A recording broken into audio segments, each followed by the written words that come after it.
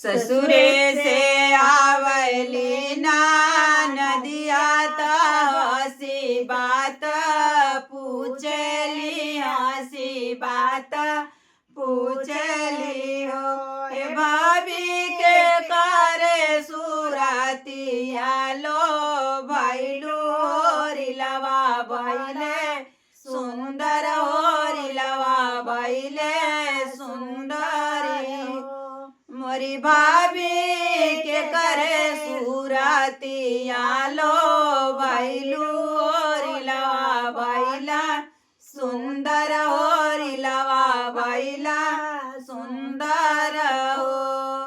सुतला रहलिया टरिया तसैया के से जरिया, तसैया के से जरिया न होए ननदो सपने में अइला नाना दोइया होरिलवा बड़ा सुंदर, होरिलवा बड़ा सुंदर हो। मोरी ननदो सपने में अइला नाना दोइया होरिलवा बड़ा सुंदर, होरिलवा बड़ा सुंदर हो।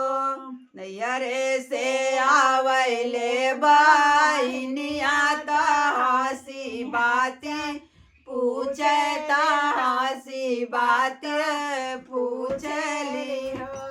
दीदी के कर पड़ल पर छैया होरिलवा बड़ा सुंदर, होरिलवा बड़ा सुंदरी हो।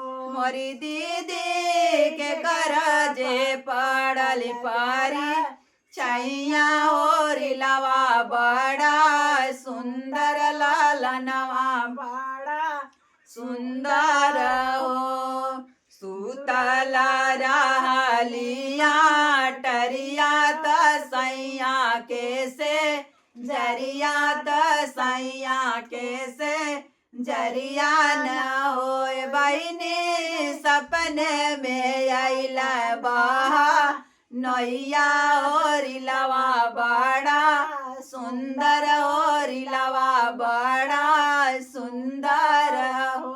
मोरी बहिनी सपने में अइला बहा नैया होरिलवा बड़ा सुंदर, लालनवा बड़ा सुंदर हो। दुअरे से आवेला देवरू त हसी बात पूछे त हसी बात पूछल हो।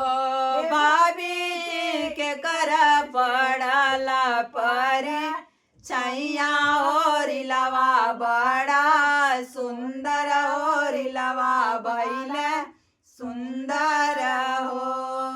सुतल मारहली से जरिया, सुतल मारहली महलिया तसैया के से जरिया, तसैया के से जरिया न होए। देवरू सपने में तुहरी से जरिया होरिलवा बड़ा सुंदर, होरिलवा बड़ा सुंदर होए। देवरू सपने में तुहरी से जरिया होरिलवा बड़ा सुंदर, होरिलवा बड़ा सुंदर